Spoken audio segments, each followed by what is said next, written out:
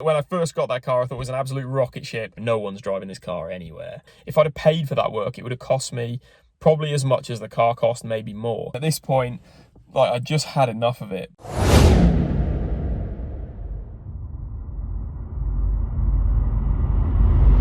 What's going on, guys? Now, if you haven't seen my last video, then you won't know that this is the latest addition to what could soon be called the Mend It Mod It fleet. Or scrapyard, take your pick. This is my Honda Civic, which has a blown head gasket, and this is my Mark 6 Fiesta ST, which has been the main focus of my channel so far. And just so you guys know, that's not going to change. Some of you are worried after my last video. And although all three of these cars have got a very different story to tell, I've also got some great stories from some of the other cars I used to own. So in this video, we're going to go through my car history. But before we kick off, there's one thing I'm absolutely loving now that I've told you guys about this car. And that's not having to film every video from this angle because I was trying to hide the Mark 7 from you. Now, I'm sorry it's going to be another one of these sort of sitting around talking kind of videos, and it's not because I've run out of content at all. I'm waiting for parts for the ST. I'm waiting for bits for this because some of the bits that I ordered to get this thing fixed, or at least do some of the diagnosis I need to do on it, don't fit or don't work properly. So there's loads of stuff I'm waiting for, and stuff's taking forever to arrive. But nevertheless, the Q&A video I did recently actually went down really well, and I did ask you guys if you wanted to see my car history, and most of you said you did, so we're going to do that today. I've spent some time digging through some old hard drives and asking a few mates that might have some photos of my old ropey rides on their phone, and they've come up with the goods. So I'll try and overlay as many pictures and as many things as I can as I'm sort of telling you the stories about these cars, because there is quite a lot of stories to tell. I'm hoping the video is not going to be too long. I will try and condense it as much as I can, but there are a lot of stories to tell you because a lot of things have happened to these cars that I've owned. I haven't really done that many crazy modifications. It's mostly just been sort of styling stuff, or what I thought was style at the time. But there's been some interesting things in terms of things that have gone wrong and things that I couldn't fix back then, and I had all sorts of trouble with garages and mechanics and all that sort of stuff. So we're going to go into that and see some of the states of cars that I've had. I've never owned an estate car, but most of my cars were estate. Now, as it's my newest car, I've jumped in the Mark 7 for this one. And not only is it like the newest car, as in the most recent car I've had, it's actually the youngest car in terms of the year that I've ever owned. So let's dive right in and go to my first car. Now, my first car was a W Reg, which I believe was a 2000 Vauxhall Corsa B. It was like a purpley colour. I said it was blue, the logbook said blue, but everyone called it purple because that was just something else to take the piss out of with a first car, because that's all we used to do.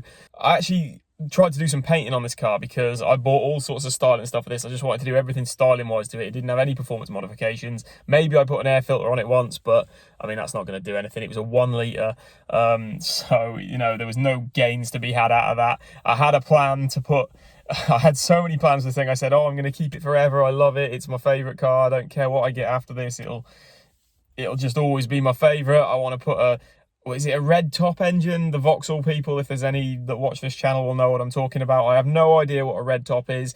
I think it's an engine with a red rocker cover or something like that, but it was like a factory thing, possibly. I'm not 100% sure, but I was adamant it was going to get one of them in it at some point, but I mean, obviously that never happened. But yeah, this is just one of the crazy plans that I had. Anyway, so I wanted to do some painting on this thing. I put a spoiler on the back of it. You could get, some of them came with a spoiler as standard, but then there was the GSI spoiler, which is actually what I bought, and I had to paint it. I think I bought it in what I thought was the right colour, but it was pretty beaten up and I wanted to paint it. Yeah, so it was the first time I'd done any sort of painting. I had to paint this spoiler, and I was trying to get a colour match. I got the colour off, I don't know if the sticker was like under the bonnet or in the door or wherever it was. There was a sticker with the paint code on, tried that. Didn't get a very good match. So I then actually took it to one of them things where they can like scan like a piece of the car, like some of the paintwork, clean paintwork, and give you what the color was. And it came back with like, one came back with a match of, I think it was like a Fiat color, and then another one came back as, don't quote me on this, I swear someone said, one of the garages I took it to said it was a Maserati color. The car had been painted, like the car had had a full respray. You could tell like the paintwork on it was actually really good for its age. But then there was a lot of other stuff that let it down, like the plastic trims had faded really bad. And I actually ended up painting those myself, sanded them back, painted them gloss black, and they look really good.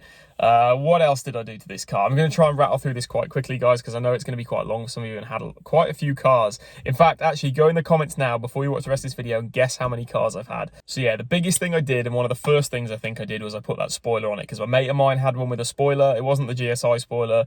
They're ever so slightly different, but I thought with a spoiler that really made them. So that was one of the biggest things and one of the first things I did to it was put a spoiler on it. As far as the outside goes, like I said about painting the trims, other than those two things, and then something else which I'll cover in a little bit, I want to come to that last, there wasn't really too much that I did to the outside of the car. Most of the stuff I did was on the inside. I went mad on the interior, and I was going for like a blue theme. Blue was my favourite colour at the time, so I just wanted blue everything. The little panel at the front of the sort of side window where you have the wing mirror controls, they were manual in that car, and so were the windows and all that sort of stuff was manual because it was an older car and not very high spec. But yeah, those like covers or the panel that goes over there had those in like flocked in blue. I also had, I think the interior door handles flocked in blue as well. They cost me an absolute fortune to have done. Or I didn't have them done. I think I bought them like that, if I remember rightly, off eBay. But yeah, they cost crazy money for what they were. And then because I couldn't get hold of any more flock parts, I just tried to find the closest match I could with a spray can, and I tried to paint everything I could get my hands on, anything I could remove, any little bits of plastic trim, like I think I even painted like the dials for the heater controls. I painted those blue. There was like a panel with a slider kind of thing on it for like the direction of the airflow, I think it was. I painted like the plastic panel around that blue. The air vents I tried to paint blue. And so I painted everything I could in the interior blue. Oh, one last thing about the interior that I want to tell you about, and that is, so it came with an aftermarket radio, which I was gassed about because I didn't have to buy one. But we wanted to have a go at wrapping with carbon fibre. Me and Ash, who you've seen on the channel plenty of times now, we actually took the radio apart. We got the plastic like front fascia panel off. So like the buttons and like circuit boards and stuff were just like exposed behind it. And we actually wrapped the front of it in like carbon fibre wrap. We tried to wrap a few other things carbon fibre and they didn't really go so well, but the radio looked sick. If I can find a photo of it, I'll put it on, but I don't think I've got one. Another thing I want to talk about is actually the sort of, this is going to be so long, I'm so sorry, but like there's so much to tell you. So basically the car, when it arrived, I was at work, I had a job, like a part-time job or a weekend job that was like in a town sort of nearby, but had to get a lift to and from there with mum and dad. The day it came, it was actually delivered on the back of a trailer. My cousin sorted it out for me. He was a mechanic and he knew a customer that was selling this car, and he said it'd be perfect for me for my first car, so he managed to arrange all that for me. So I mean, I don't think he watches the videos, but if you are, Frank, thank you so much for sorting. I love that car. My parents were the ones that actually paid for the car, and I can't thank them enough. So mum, dad, I know you're going to watch this, thank you for getting me that car, because I think that really like got me interested in cars. The idea was I was just going to have something cheap and basic as my first car to learn in, and when this thing turned up on the back of a trailer, I was so excited all day in work. It's all I could think about. And I got my dad to text me a grainy photo that was filmed on God knows what phone it was. It's so old, but I got him to text me this photo. And when I saw it, I was like, oh my God, that's my first car, right? This thing was lowered. It had alloys on it, like aftermarket alloys. They were TSWs in like anthracite or gunmetal grey or something like that. And oh my God, this thing was insane as a first car. And the whole idea was, it was like, people are thinking, because I think it was in my mum's name to start with. It was actually her car. She did use it. Like, she went to and from town in it, like in the week, and I just sort of drove it after.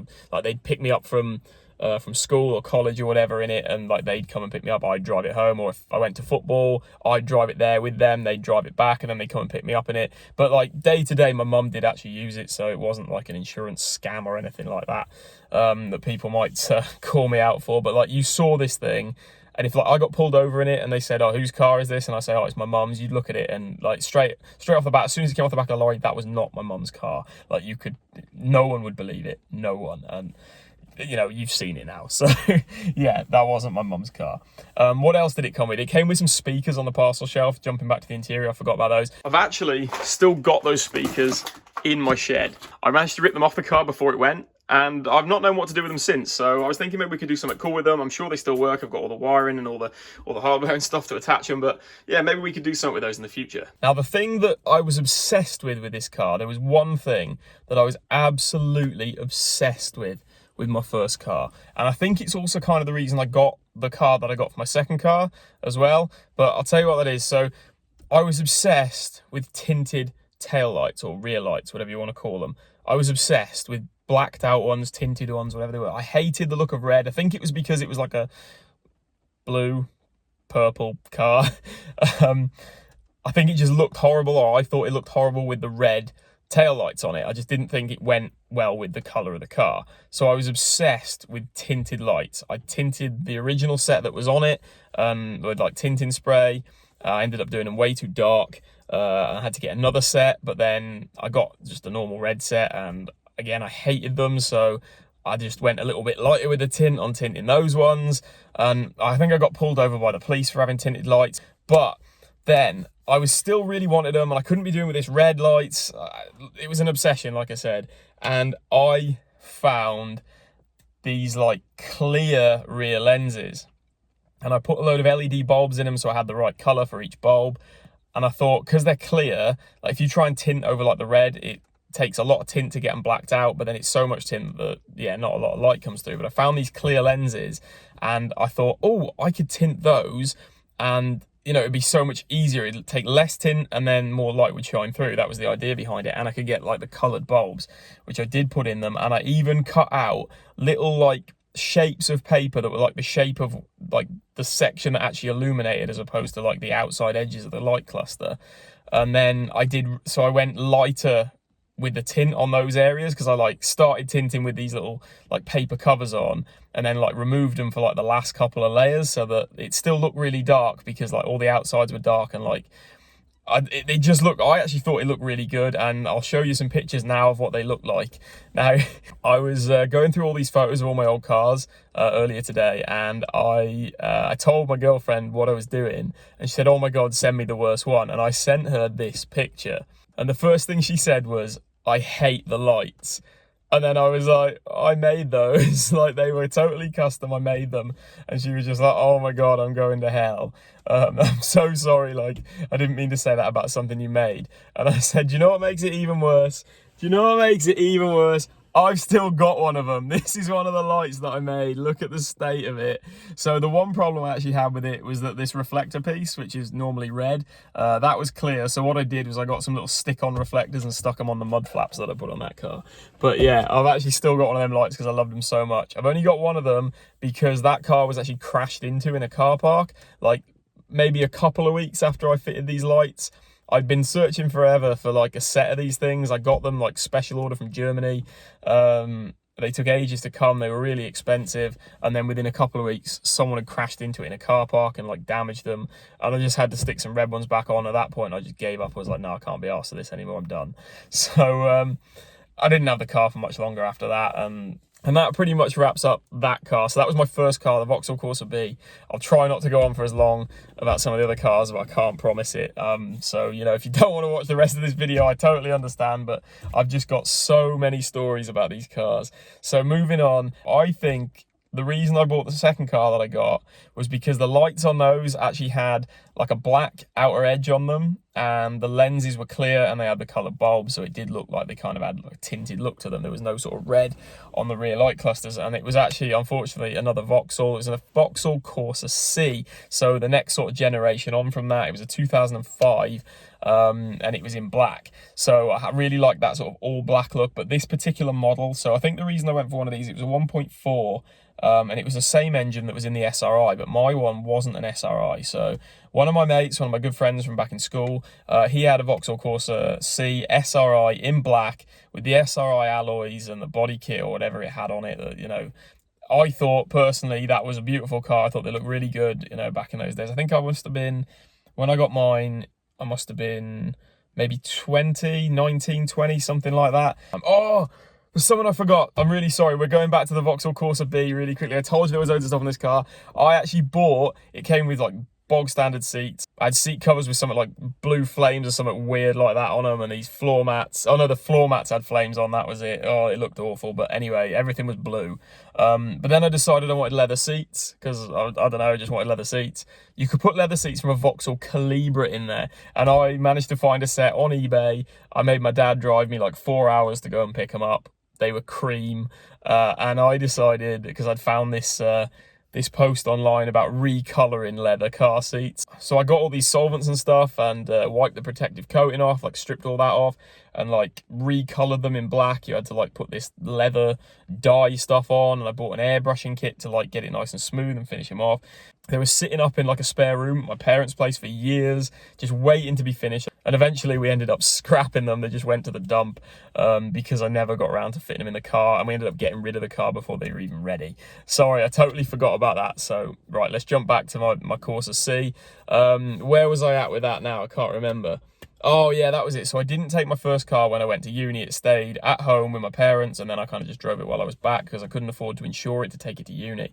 But then I had my first summer off uni, and I was working like flat out. I think I worked like 6 days a week, did overtime every day, just in a warehouse. And I saved up because I really wanted one of these Vauxhall Corsa Cs. I wanted one the same as what my mate had. Well, the same engine, like the same as the SRI, the 1.4, which he didn't own for very long, actually. The car that inspired me to get the one that I had, I think he had it for a few months, couldn't insure it, eventually found an insurance company that would insure him, and then within a week, he wrote it off, like smashed it to pieces. He was okay, but the car was an absolute mess, and he was so gutted. But that car, I loved the look of it. It just looked so good to me back then, so I wanted one. But I didn't get the SRI. I actually was desperate to get leather seats again, and I got it was a Corsa exclusive, but that meant it had different alloys, it had leather seats, and I think it had climate control, which maybe the SRI didn't have, but I can't remember now. But yeah, I was obsessed. That was the model I wanted, and I made, again, my parents' trek like halfway across the country. I think we picked it up from Yorkshire somewhere. I loved it, and I did a few bits to that, a bit more tasteful than what I did in my first car. I didn't just paint everything blue. I think I still went for the blue theme. I think I painted the calipers blue and the rear drums blue on that car, and then I put an Irmischer back box on it, which actually looked really good and it suited the car. I put some mud flaps on it, which I think looked really nice as well.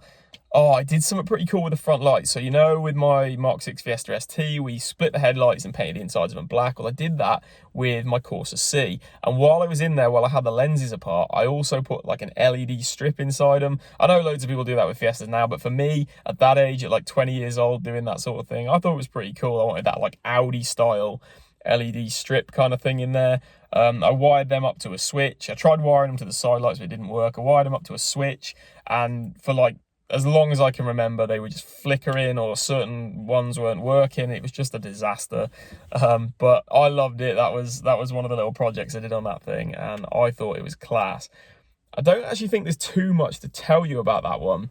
Other than that, it's just a few like styling things I did. Again, I probably put an air filter on it because that's just what you did back then. If anything else comes to my mind, I'll probably remember a bit later on in the video, but you know, I will tell you about that. So I'm just checking the time. I'm going on for ages. It's been like 10 minutes per car at the minute, I swear. So I ended up selling that car, and oh no, there's something else. Yeah, I knew I'd remember. So I actually did something really cool in the back of this thing. I did like a boot build. I did like a subwoofer enclosure, but I built like a totally custom box which fit like in the side of the rear, like above the rear wheel kind of arch, I suppose. And then so the sub was in there, and then I made a false floor that I sunk an amplifier into, and I made like carpeted it all, and I actually had like a little lift out cover for the amp so you could see it if you wanted to, or I could just cover it over and I could still like use most of the boot. So that was really cool. I really enjoyed doing that project, and that's something I'd like to do again actually. The idea is that this Mark 7 is going to be my daily, so I was thinking maybe we do it in this rather than in my ST. The only problem I've got with that is that maybe it won't work with the radio. I'm not sure. If anyone's got a Mark 7, can you tell me, can you fit like a subwoofer and that sort of stuff, an amp, sub and amp with the standard radio? Because most times standard radios don't have the outputs for that, and if you've seen what the radio looks like in this car, then it's going to be really difficult to get an aftermarket radio for this that actually looks good. So if anyone knows, if you can let me know how you go around that sort of stuff, that'd be really cool, because that's definitely a project that I'd really like to do again. So I ended up selling that car, and I sold it with all the stuff. Like, they tried to beat me down on the price, and I was like, right, look, I will take less, but I mean, the sub, the amp, the boot build, all that sort of stuff, I like, it was that good. I could have sold it, and I could have got quite a good amount of money for it. And it was this young lad apparently who was having it, but his parents came to like see and buy the car. He didn't come with them, and he actually texted his dad while he was there looking at the car saying, do not come without the sub and amp and all that sort of stuff. And I was just like, look, that cost me quite a lot of money, so I'm not taking less than, you know, the asking price for it. And they were like, yeah, okay, we'll take it. I was kind of gutted because I wanted to keep the equipment. I wasn't fussed about the actual, like, the boot build and stuff, but the equipment I kind of wanted, so that was why I was holding out. And I actually got pretty much what I paid for the car after like 2 or 3 years of owning it, so I was really happy with that.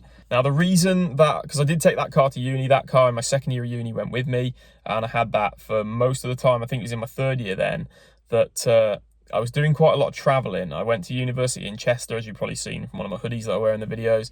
And I was doing quite a lot of travelling between here and there, so it's like an hour's drive. It's not that far, but in a small little petrol car like that, it can use quite a bit of fuel, I suppose, especially when you're a young lad and you want to go like as quick as you can, and it's just like you have to put your foot to the floor to actually go anywhere.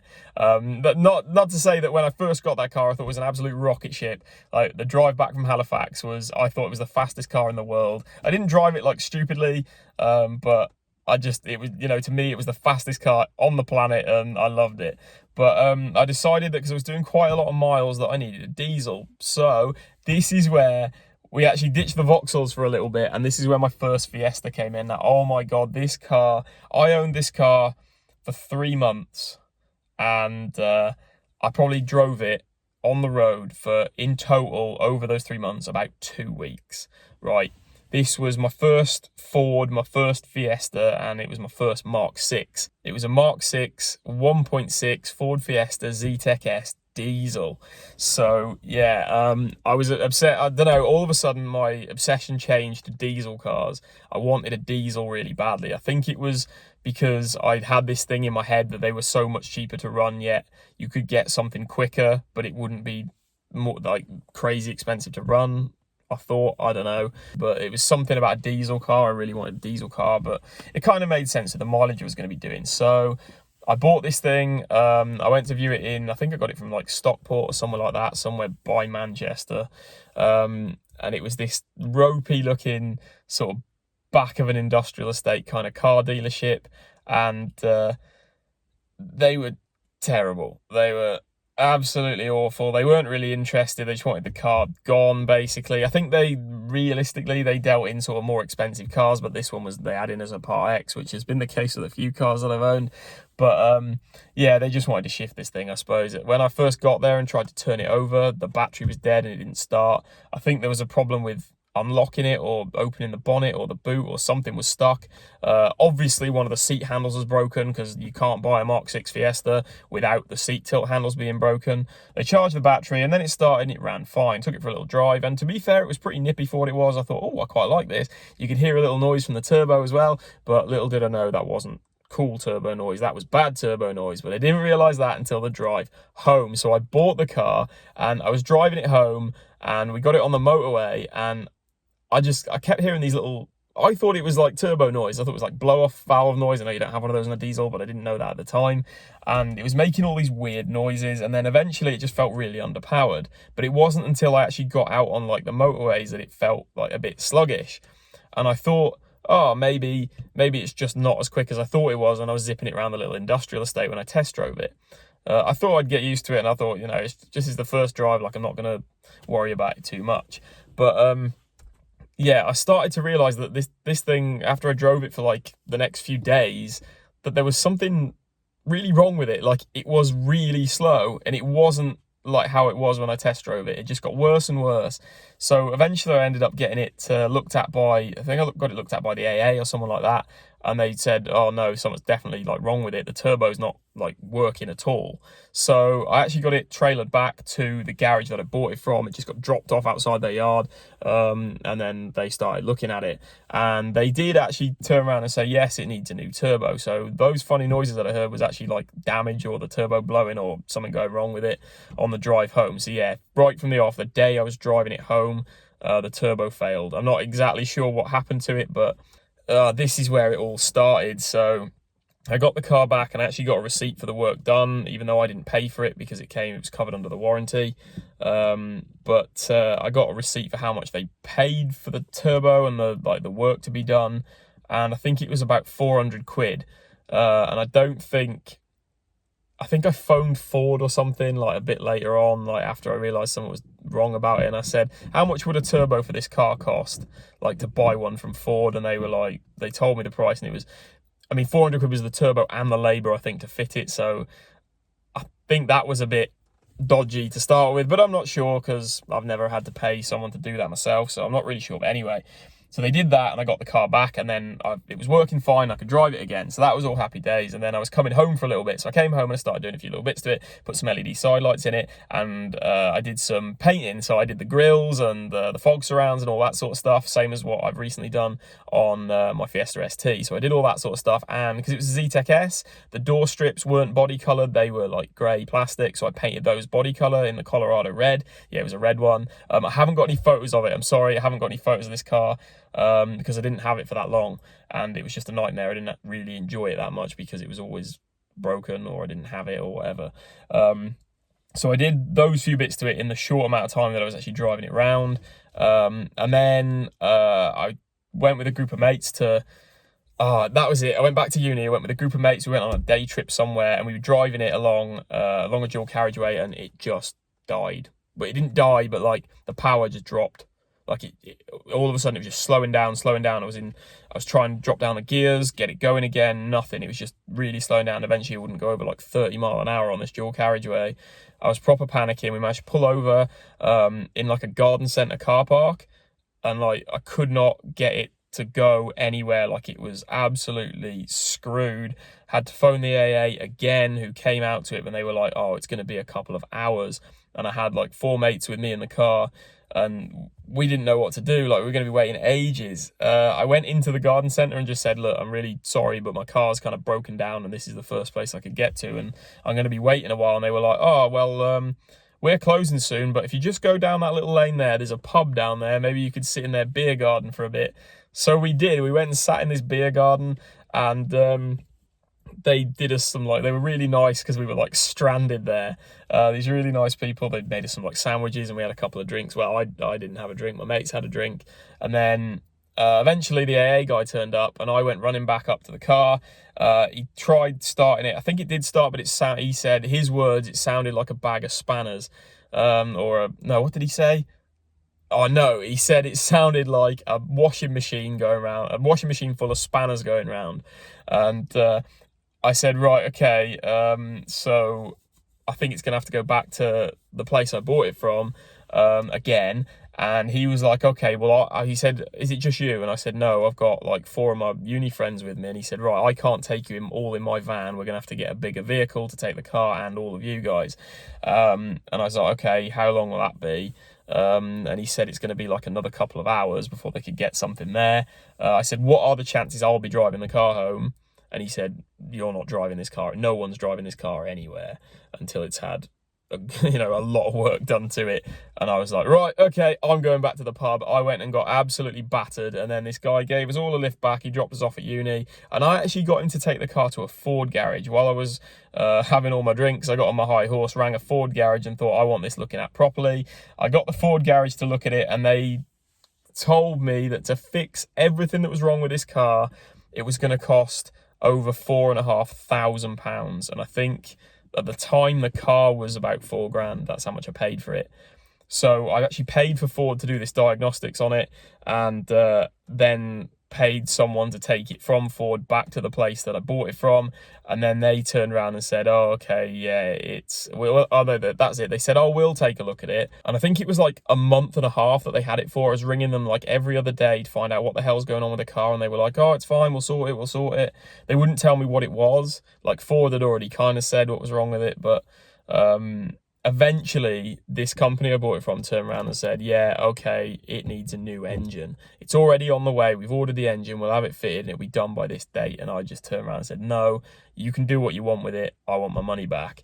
And they wouldn't have it to start with. But my dad, fair play, Dad, thanks for sorting that out, because he eventually managed to sort of, God knows how many how many sale of goods acts and things like that he quoted to them, but eventually they turned around and they were like, yeah, okay, fine, we understand, you can have your money back. So I got my money back on that. Now, the reason I actually bought, this is the first car I ever bought from a garage, and the reason I did was because my parents were like, right, you're not buying a private sale car again, because my Corsa C, as much as I did to that car, it had a lot of problems, like so many things on that stopped working, like things that shouldn't stop working, like the windscreen wiper motors stopped working, and loads of little niggly things as well, like one of the relays for for the indicators that failed, and it cost me a lot of money to have replaced because I didn't know how to do that sort of stuff at the time. It would have been easy, like now looking back on it, but I didn't know how to diagnose it. I didn't know how to do anything on a car really.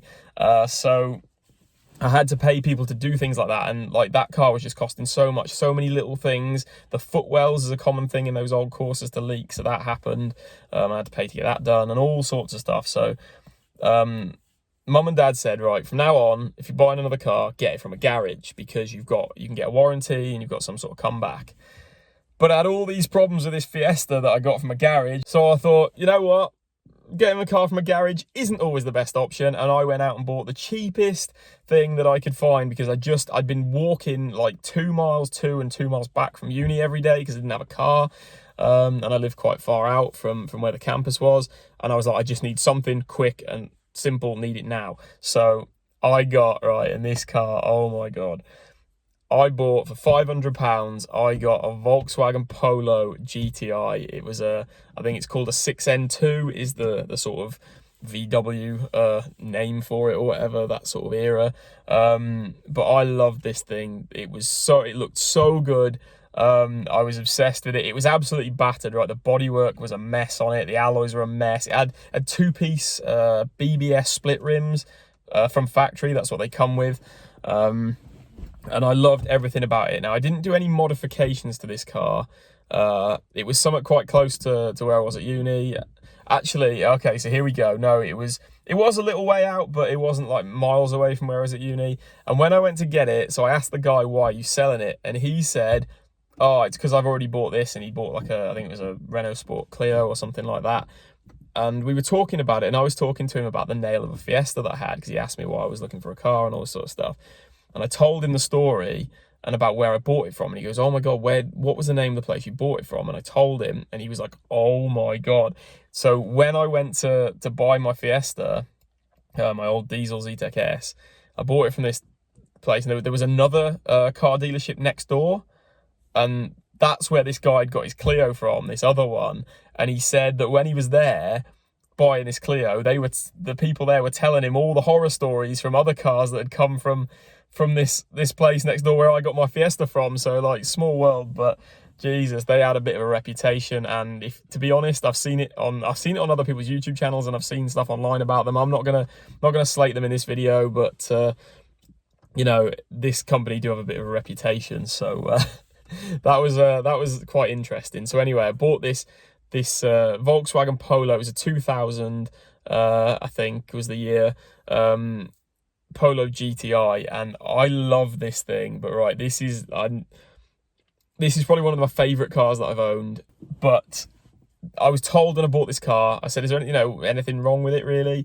Because it is quite cheap. And the guy said, right, there's one thing it does, and that's that it every sort of couple of months I'll be driving along and it'll cut out. I was like, right. And he said, but you just leave it for a couple of minutes, leave it off for a couple of minutes, start it again, and away you go. And he said it normally just happens when you're like, I don't know, pulled up at traffic lights or something like that. And I was like, it sounds a bit dodgy. But he said it happens like maybe like every other month, like once, and that's it. And I thought, yeah, I want it. I looked at it and I was like, no, I don't care, I want it. It's stupid, but I love that car. And it, like I say, it was absolutely battered. But I drove it everywhere, and I absolutely horsed it everywhere I went. I gave that car a beat, and it was on something like 140 something thousand miles, maybe, off the top of my head. I can't quite remember, but it was on like crazy high mileage. And it to be fair, it didn't do that thing for like a good few months. that like cutting out thing, but then it did it once, and then I never had the problem again for another couple of months, and I thought, oh, it's not that bad, you know.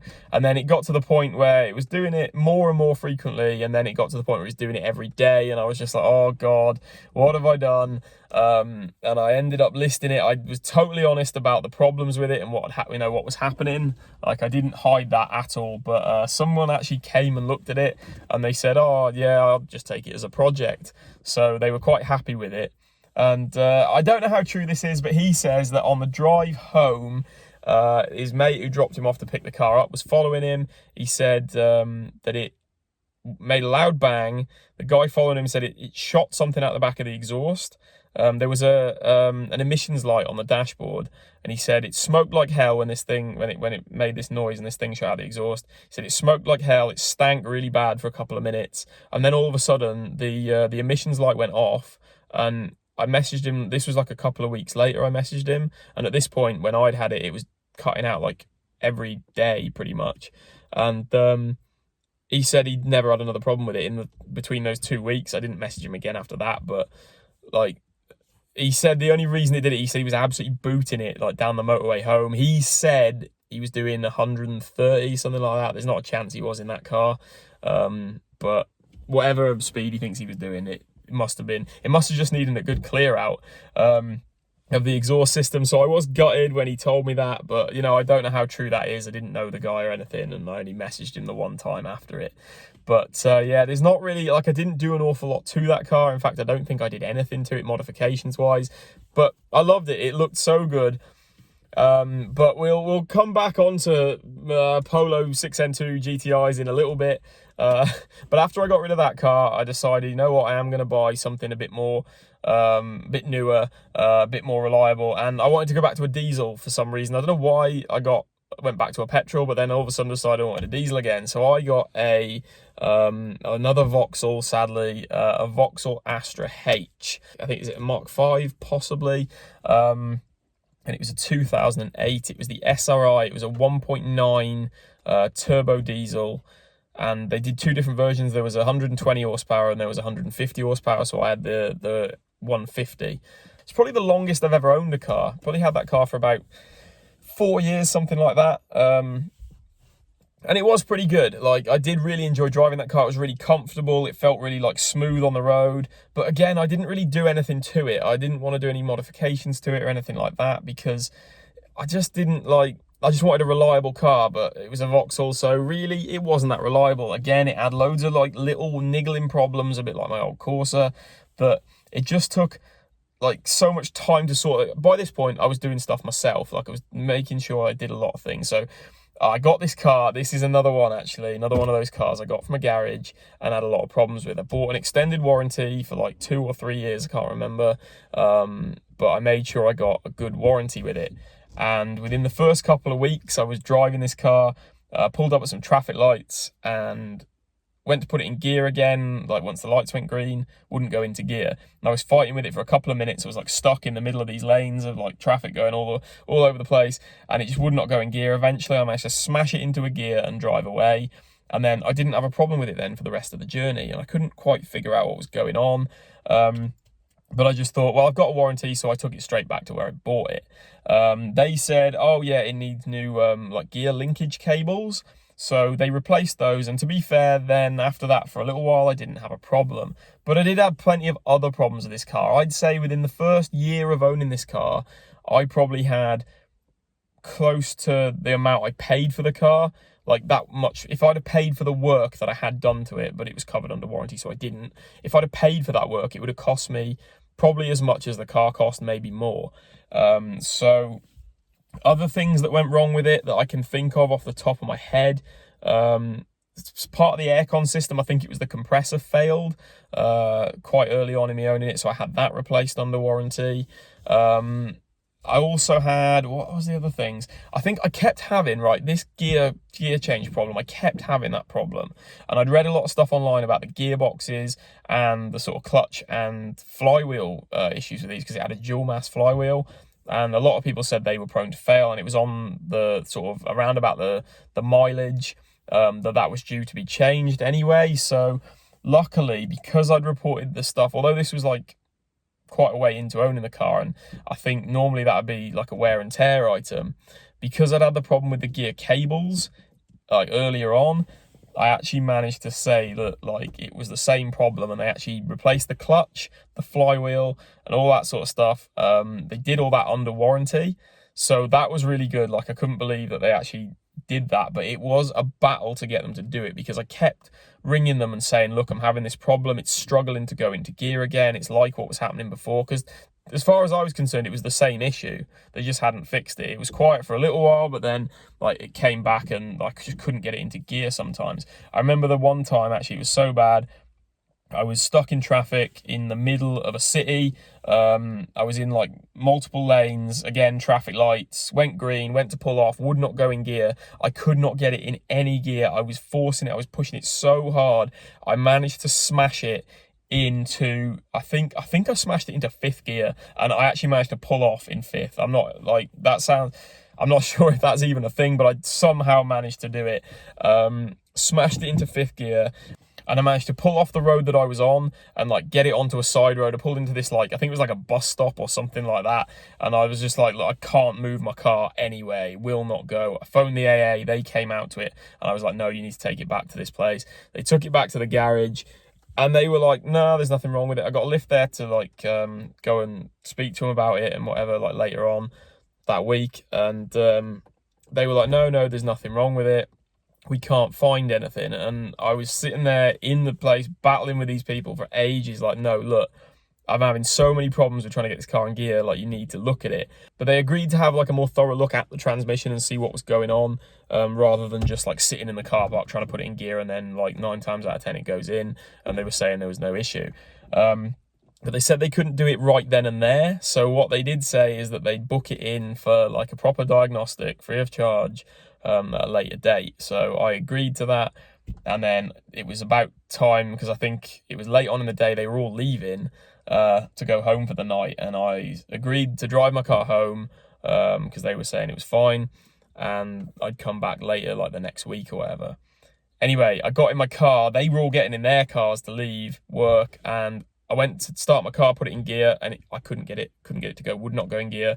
I was quite a fair way away from where I lived at uni, and I just could not. So I went out of the car, I went flying back after this person, like, that was leaving to go home for the night. And I was like, look, I can't get the car in gear. I can't leave. I'm going to be stuck here all night. Like, there is something wrong with this car. You need to do something about it. Because they were saying that, oh, we've had the technicians look at it and they can't find anything. And I was like, right, get one of them now, get in the car and I will show you. And this guy came and sat in the car, and I was like, look, and it was like, it would not go in gear. And he was like, right, swap over a sec. He had a go, and he was like, yeah, okay, this is like screwed. And then they agreed. It turned out at the start, that was the reason I had to wait until the following week for like them to look at it. They said they couldn't get a courtesy car, because I said I needed a courtesy car and it was part of my warranty. They said they didn't have one. Funnily enough, after that whole fiasco on their like lot with the car not going in gear as they were all trying to go in for work, miraculously they managed to magic up a courtesy car then and there, and I had this little, funnily enough, it was a 1-litre Fiesta Ecoboost, but it was the 125 horsepower version. It was a 2015, I think this was in 2015, it literally just come out, so it's practically brand new. I think it had like 3,000 miles on it or something like that. So I had this thing to boat around in for a few weeks, and yeah, eventually this is when they fixed the clutch, flywheel, and yeah, I think that was it. I think it was the clutch and the flywheel that were the problem. And yeah, they sorted all that, and it was done under warranty. So I was quite happy with that. I mean, it was a battle to get it to work, like a back and two almost every day with this company, trying to get this sorted. And then I went to pick the car up and drop off the courtesy car, right? Drove my Astra home, and as I pulled into the estate where I lived at uni, all of a sudden the steering went really heavy. And I was like, oh my God, what the hell is wrong now? And all the lights like dimmed and eventually went off. And I was like, oh, what on earth is happening here? And then I pulled up, turned the car off, and it wouldn't start again. And I think there was a battery light on the dashboard.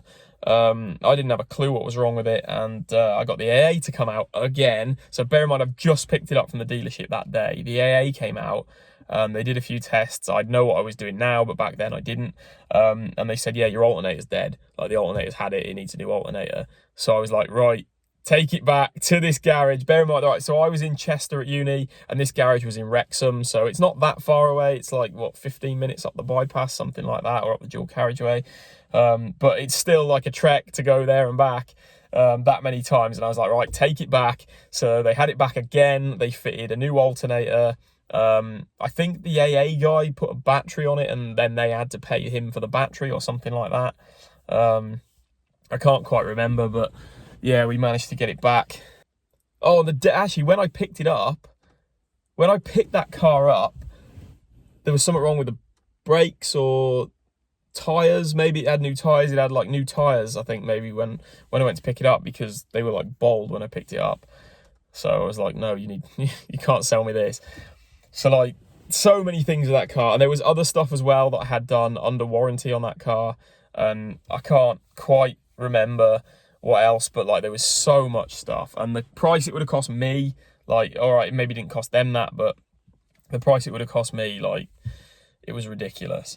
So that was my Vauxhall Astra. And at this point, like, I just had enough of it, but it was still giving me little problems. I think the final nail in the coffin for it, actually, I was getting ready to sell the car, and then all of a sudden I was having this,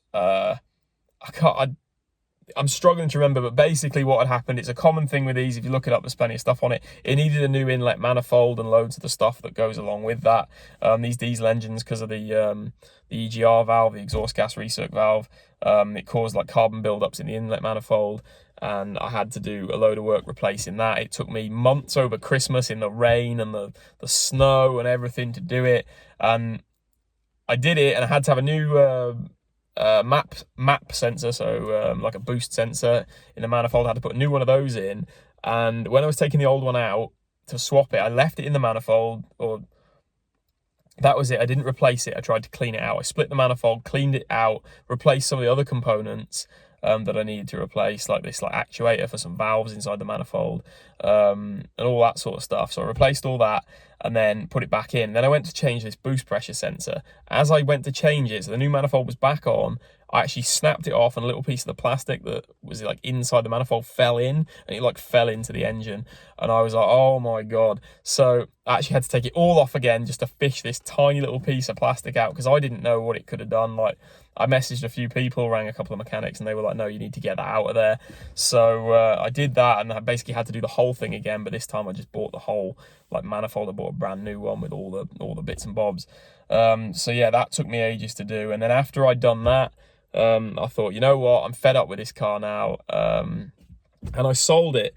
But while I had it, so that was it, I'd bought a project car. So this was the first time I'd ever owned two cars, and I bought another Volkswagen Polo 6N2 GTI in silver, but this one was a massive difference to the other one. So this car was probably the cleanest, lowest mileage, best condition Polo GTI in the country. Like, I never seen one in this condition, of this mileage. And like when I went to see it, this thing had been kept immaculately. Like, the wheel arches were so clean. There was like no dirt, dust, anything like that in the wheel arches. Like, you could, you know, some people might say, oh, well, they maybe just pressure washed it to sell it, but no, this thing was immaculate. The paintwork on it was perfect. It was just an incredible like example of one of these cars, and I fell in love with it. It was in silver. It wasn't really the color I wanted, but I didn't care, because it was just the best looking one that I'd seen in terms of like the condition of it and everything. And it was such low mileage. It was like 40,000 miles for that car. That was at the time, like, I think it was 19 years old at the time. I couldn't believe it. I paid through the nose for it, but I wanted it, and it was going to be my project car, my car to learn how to do stuff, do more mechanical things with cars. But to be honest, there isn't really an awful lot to tell you about this car in terms of a story, because nothing ever went wrong with it. It had a few things, but nothing like crazy, nothing major mechanical. I did like brakes and stuff like that on it, but you know, I didn't really have to do anything to it because nothing ever went wrong with it, and I didn't want to modify it heavily because it was just such a clean example. I did buy another set of the wheels because it came with like these tiny little 15-inch. It was these BBS split rim, like 2-piece wheels. I absolutely loved them, but they looked so small, and I didn't want to slam the car, but the arch gap was huge. So I actually found you could buy some off a different car. They were the same wheel, but they were bigger size. I think they were an inch bigger. So I was going to lower it, I was going to lower it, but not as much. Put these wheels on, and I thought that would fill the arches a lot nicer. I've actually still got those wheels because I ended up selling the car before I got around to fitting them. Now, I kept those wheels. I could have got rid of them. I could have sold them, but I am getting another one of those cars. I haven't got a plan to do it just yet, but in the future we will be getting one of those cars, because that one that I had, that silver one, the one with low mileage, I loved it to start with, but I was scared of breaking it. I was scared of driving it like hard, because the red one I had, the really high mileage one, the old battered one that kept cutting out all the time, like, I beat on that thing so hard because it didn't owe me any money. I didn't care about it in terms of, like, I didn't care about breaking it. I loved it, but I loved it to drive. The silver one, the newer one, oh, sorry, not the newer one, the lower mileage one, I loved it to look at. I loved the fact that it was so clean and tidy, but I was so careful with it. Like, I washed it more than I drove it. I just didn't want it to depreciate at all. I tried looking at like a garage to keep it in, like to rent or something like that, but nothing like that ever worked out. And I was spending all my time cleaning it, no time driving it, because I didn't want to break it. And I thought, this isn't what this is about. I'm not learning anything from it because nothing's going wrong with it. So I ended up selling it. I wanted to go to someone who was going to enjoy it and actually use it, but still appreciate it, because all I did was sit and appreciate it, but I was too scared to actually drive it anywhere.